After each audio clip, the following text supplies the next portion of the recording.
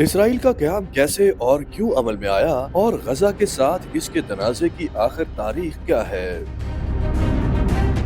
عالمی جنگ میں مشرق وسطیٰ کے اس حصے پر حکمرانی کرنے والی سلطنت عثمانیہ کی شکست کے بعد برطانیہ نے فلسطین کا کنٹرول سنبھال لیا تھا۔ اس سرزمین پر اس وقت یہودی اقلیت اور عرب اکثریت کے ساتھ ساتھ دیگر چھوٹے نسلی گروہ بھی آباد تھے۔ یہودیوں اور عربوں کے درمیان کشیدگی اس وقت بڑھی جب عالمی برادری نے برطانیہ کو یہودیوں کے لیے فلسطین میں ایک قومی گھر تشکیل دینے کی ذمہ داری سونپی۔ یہ کام 1917 کے بیلفور اعلامیے کے تحت ہوا، جو اس وقت برطانیہ کے وزیر خارجہ آرتھر بیلفور نے برطانیہ کی یہودی برادری سے کیا تھا۔ یہ اعلامیہ فلسطین پر برطانوی مینڈیٹ میں شامل تھا اور 1922 میں نو تشکیل شدہ لیگ آف نیشنز، جو کہ اقوام متحدہ کی پیشرو تھی، اس کی توثیق کر چکی تھی۔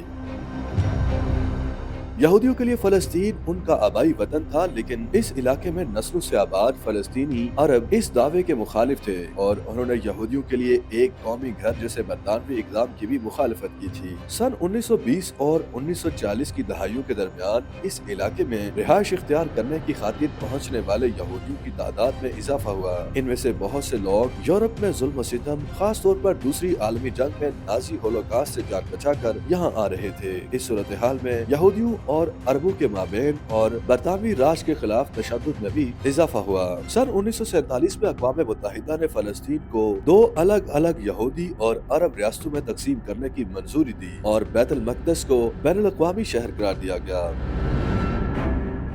سن 1948 میں اس مسئلے کے حل میں ناکامی کے بعد برطانیہ نے علاقے کا کنٹرول چھوڑ دیا، جبکہ یہودیوں نے اسرائیل نامی ریاست کے قیام کا اعلان کر دیا۔ اس کا مقصد یہودیوں کے لیے ایک محفوظ پناہ گاہ کے ساتھ ساتھ یہودیوں کے لیے ایک قومی وطن بھی بنانا تھا۔ یہودی اور عرب مسلح گروپوں کے درمیان لڑائی مہینوں سے شدت اختیار کر رہی تھی اور اسرائیل کے قیام کے اعلان کے اگلے ہی دن 5 عرب ممالک نے اس نئے ملک پر حملہ کر دیا۔ اس دوران لاکھوں فلسطینیوں کو ان کے گھروں سے بے دخل کر دیا گیا اور اس واقعے کو النکبہ یا تباہی کے نام سے یاد کیا جاتا ہے۔ سن 1949 میں جب جنگ بندی کے نتیجے میں لڑائی ختم ہوئی تو اسرائیل نے زیادہ تر فلسطینی علاقوں پر قبضہ کر لیا تھا۔ اردن نے اس علاقے پر قبضہ کر لیا جو غرب اردن یا مغربی کنارے کے نام سے مشہور ہوا، جبکہ مصر نے غزہ پر قبضہ کر لیا۔ بیت المقدس کے مغربی حصے پر اسرائیلی افواج اور مشرقی علاقے پر اردنی افواج کا کنٹرول تھا، کیونکہ وہاں کبھی بھی امن معاہدہ نہیں ہوا تھا۔ اس کے بعد دہائیوں میں مزید جنگیں اور لڑائیاں ہوئی۔ سن 1967 میں ہونے والی جنگ میں اسرائیل نے مشرقی بیت المقدس اور اردن کے ساتھ ساتھ شام کی گولان کی پہاڑیوں، غزہ اور مصری جزیرہ نما سینائی پر بھی قبضہ کر لیا۔